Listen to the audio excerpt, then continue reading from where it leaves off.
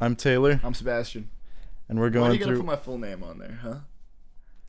Okay. Now people are gonna know who I am and where I live. Like, I guess they already know where I live. No, this is just a bit. All Okay. right. I'm Taylor. I'm Sebastian. And, Duran.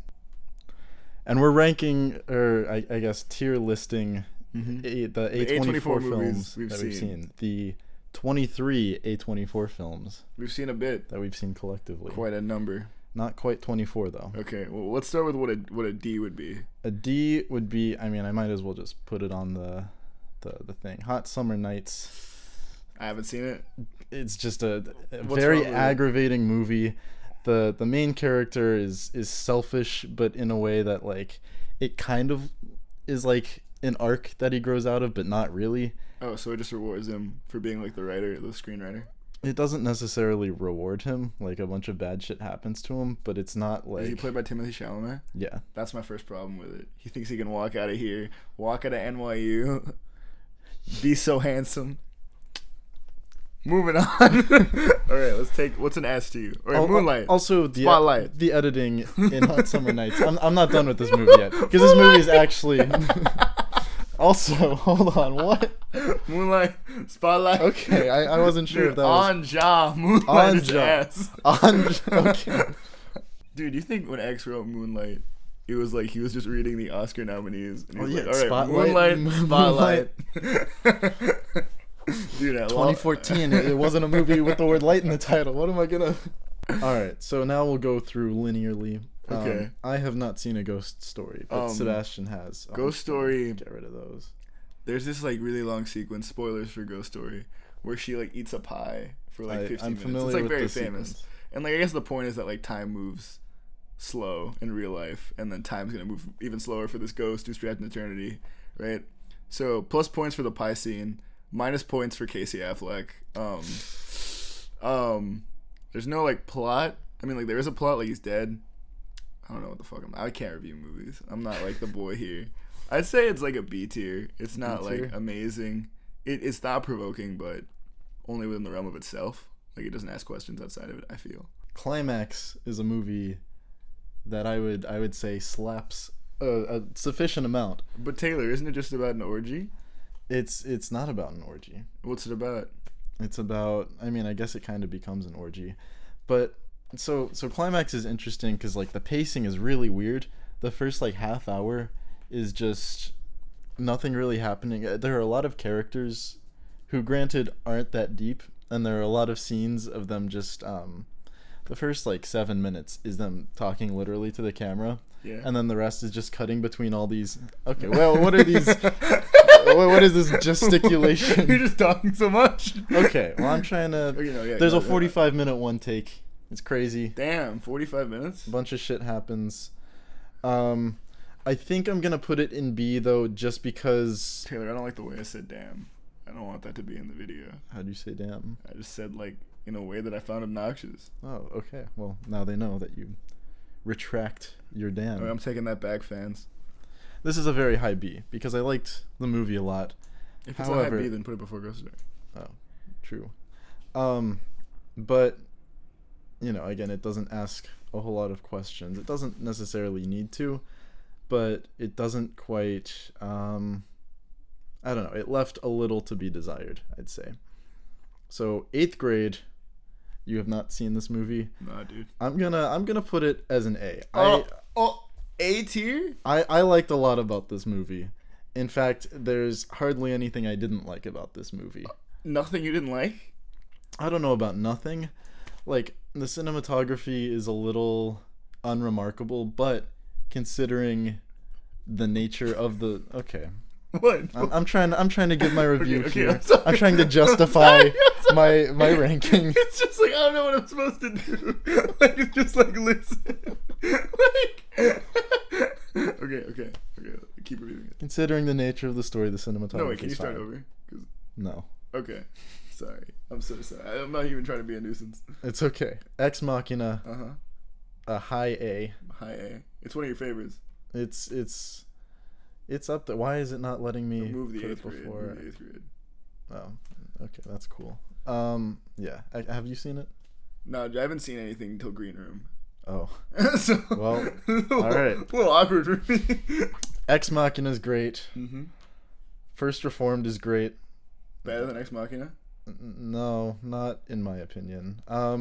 It is great, and it's got my boy in it. It asks a lot of great Ethan questions. Hawke? Ethan Hawke is terrific in it. He is the boy.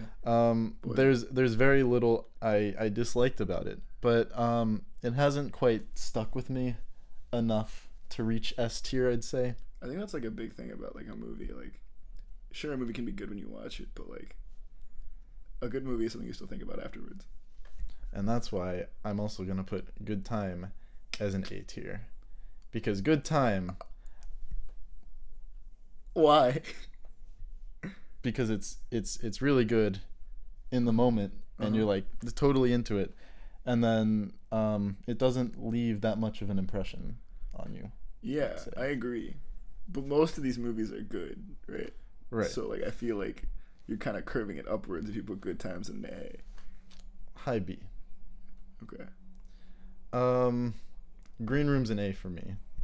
I wouldn't say that, actually. You wouldn't say that? I'd say Green Room is like it's fun and like it's enjoyable and it's like a kind of cute ending.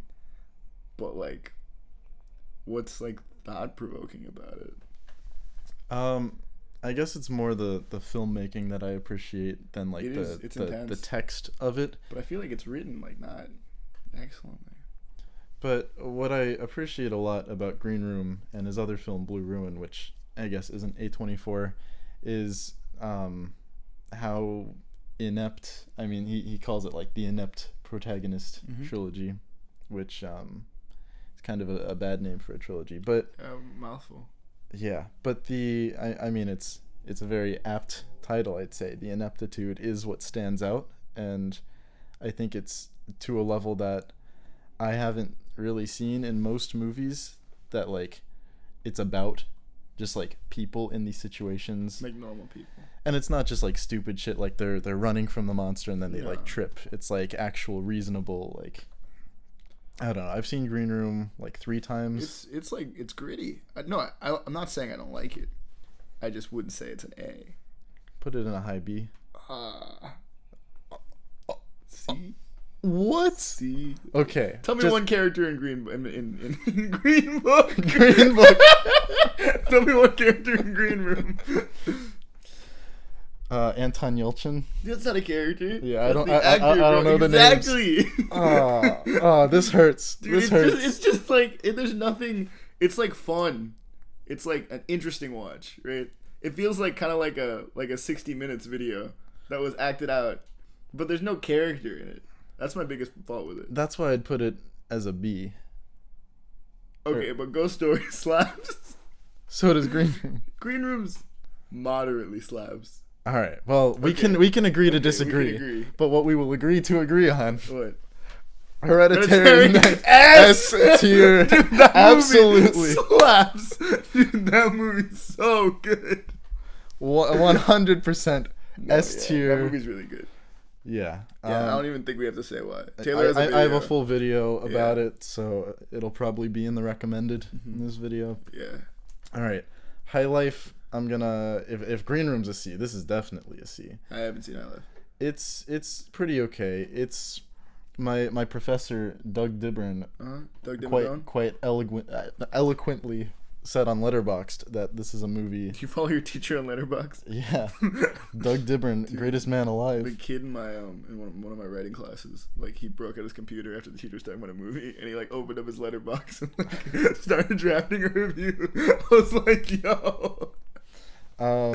Anyway, it's a movie that's like to be written about more than enjoyed, which kind of contradicts. Like I saw it with a Q&A with Claire Denis, and she was like, the way I approach movies is like music, where it's to be enjoyed in the moment, which I don't know. I didn't get that sense. Say the opposite? But yeah, that's the contradictory. Oh. Like I agree with Doug's assessment of it, even though she said the opposite about her own film. Anyway, It Comes at Night. I haven't seen it. I think that movie's really good. It's beautifully shot.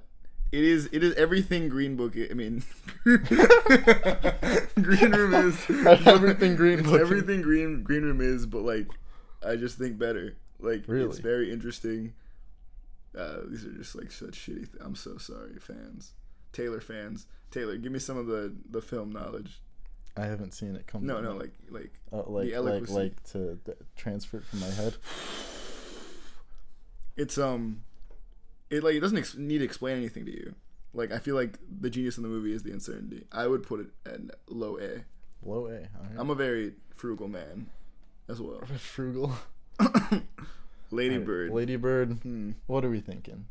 This is a hard one. Ladybird is hard to judge because I like the movie a good amount. I think it's good. And I don't think it's amazing. I don't think it's amazing, but I do think the fan base has... It's been Brockhampton. Depleted. It has been Brockhampton. The fan base has depleted our appreciation. It's shot really nicely. Yeah, the digital grain. Mm-hmm.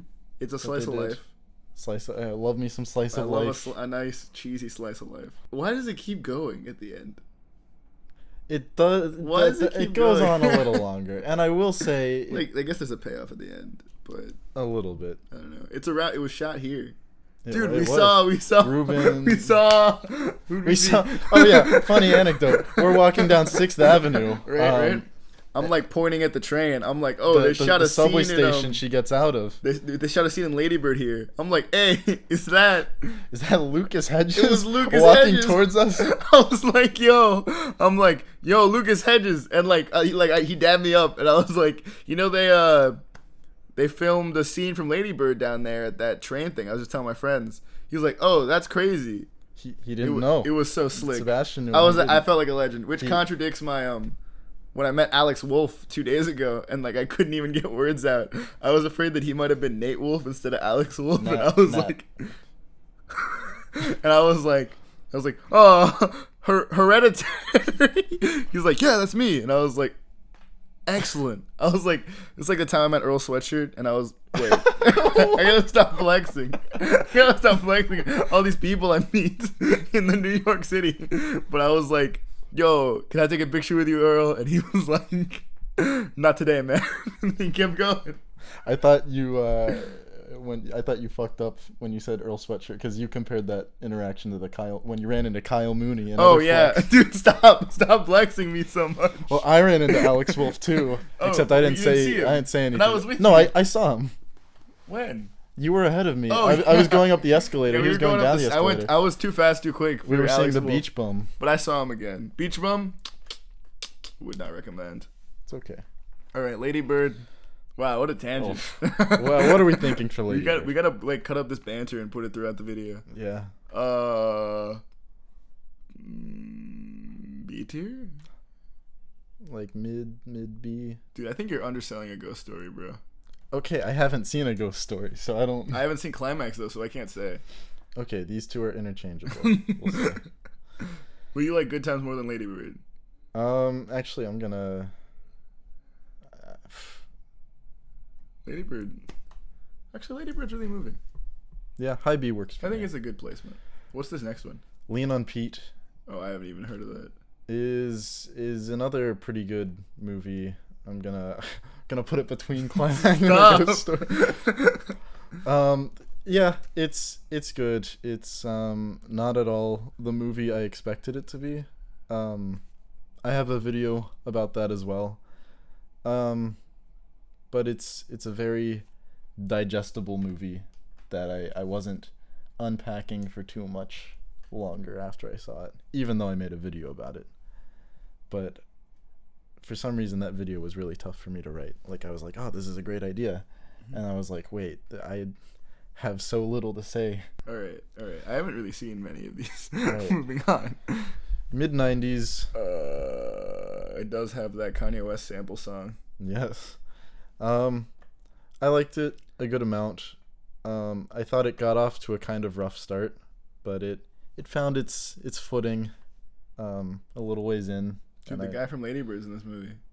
Our boy. Dude, I've met Lucas Hedges so many times. I mean, when else did you... just once, but because he's been in so You've many met movies. so many A24 I've met so stars. many A24 characters.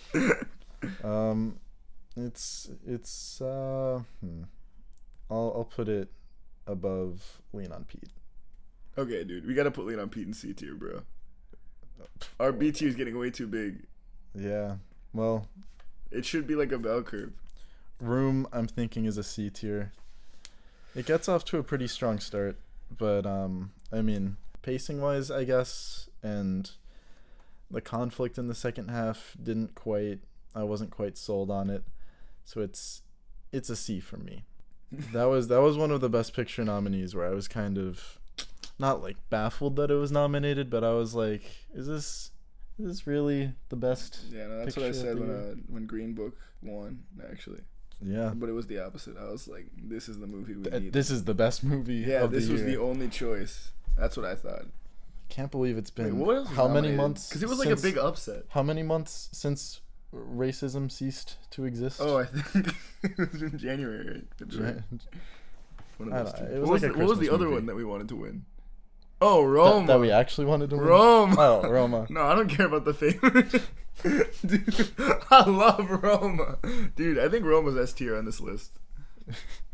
Unfortunately, Roma is not an A24 film. Dude, what you talking about? Distributed. All of that. The Killing of a Sacred Deer is a high A for me. I love me some Yorgos Lanthimos. That's your boy. And this movie is fucking disturbing. You heard it here first, folks. You have a whole video essay on it, right? I have a couple videos where I talk about it. On it. Yeah. Granted that. Anyway. Swiss Army Man. It's got our boy. Have you seen it? Yeah. It's got our boy. Fuck. Paul Daniel Dano. Radcliffe. Dude, and he's just a body, right? He doesn't speak at all. No, he speaks. Oh, but as like a dead man, you know? Well, yeah. But he still, like, has personality. Dude, I haven't seen this movie. Can we start over? All right. Swiss Army Man with our boy Danny Radcliffe and Paul Dano. Dude, they're killing it in this one. Effects off the wall for an A24 film. Yeah. Yeah. I like Swiss Army Man a lot. It was one of my favorites of 2016. But it's another one that, like, I really loved, and then I didn't think about it all that much afterward, even though I feel like it does. It's kind of high concept. It does pose a lot of, like, it serves a lot of food for thought. Mm-hmm. I'm gonna late B. I was thinking low A. It's about to get so stacked. Florida Project slaps. Dude, that's the movie of your people, dude. Yeah, I'll bring it up a little more. Floridian representation. Honestly, You want to put it S? No. It's an A, but dude, A's about to be so stacked, bro. Yeah, A is suddenly. Wow, the tides have shifted. B was leading. All right, so right. I don't know. I don't know what you're gonna think about this, but it's an S. It's an S for sure. It's. Dude, that movie's fucking hilarious. It's one of my all-time favorites. Okay, The Witch. Haven't seen this one. The Witch I like a lot. It gets compared to Hereditary a lot. I think they had the same producer, but I think the artistic team was totally different. It's a really I'm gonna put it high B. It's a really great horror movie, but it's one of those that like suffers from a lack of characterization, I'd say. It's short and digestible and really effective. Kind of switching between low A and high B, but I think for the sake of this list, it needs to be a high B. All right, Under the Silver Lake. Lake. Really great stuff. S? No. Dude, I wish I'd seen this movie. The release actually killed me. There's no way I'll ever see this movie. It's on Amazon Prime. Dude, there's no way I'll ever... For free? Yeah. What? Yeah, that was the release. Amazon Prime for... Oh, wait, I guess. What am I saying? I thought you meant Amazon. Like, I could just, like, download it. Like, I have to have Amazon Prime, which I do have because I'm a student. Look. Yeah, I should watch that. I really want to, but apparently it's not that good. Taylor, hit us with the work. There's a lot that's questionable about this. Most particularly the editing is kind of... They, at times, are going for this, like, Saturday morning cartoon aesthetic, which is really funny sometimes, but sometimes I feel like it's just apparent in the editing. Like, it'll just be a stationary shot with all this, like, super exaggerated music that it feels like they were trying to fix it in the edit. Like, that was a conscious feeling I had. Also, there's so many not like red herrings within the mystery, like that would be cool, but like I guess contradictory symbols and stuff. It's kind of muddled what exactly it's trying to be about, because you think it's about it's like a satire on Hollywood or something like that, and then at the end it starts to reveal itself as like a movie about like getting over your ex-girlfriend or something like that, but I don't think it develops that enough to earn the reveal that it's sort of thematically about that. I don't know. A lot of it got muddled up. It's a C for me. Did you spoil it? No, I didn't spoil the events. The lights are off. That happens. I think we're gonna have to. Yeah, I'll get up. Okay. Under the Skin. Under the Skin, bro. Have you seen it? Of course. Yeah? What happens in it? So basically, she becomes like part of the universe, right? Because there's like a goop that's black. Right? That is the plot of Under the Skin. How did you explain it so eloquently? Am I wrong? Dude, this movie came out when I was 13 years old. I actually just saw it like while at NYU in like September or something. When? Just by yourself? Yeah. God, what a loser. This kid stays home by himself. Me, hang out with Taylor. Easy. It's really neat. I want to rewatch it. It's really neat. It's another one that's like to be written about more than enjoyed, but it's more enjoyable than High Life because it's so like bizarre and does so many like abstract things. But also I feel like a lot of it becomes kind of repetitive and monotonous in a way that I think kind of hinders the film. Like a lot of it I appreciated what they were going for, and again I would like to rewatch it, but a lot of it didn't quite do it for me. So I guess low B. This is where it becomes weird. Like, how do you compare mid-90s to Under the Skin? Yeah, they're like as completely different opposites. as I guess they that's can the get. problem when we compare movies just solely based on their production company. Yeah. Maybe that's the point of the video. Maybe. Should we do Marvel or MCU Marvel villains? Oh, we're doing this all at once. Okay. MCU villains.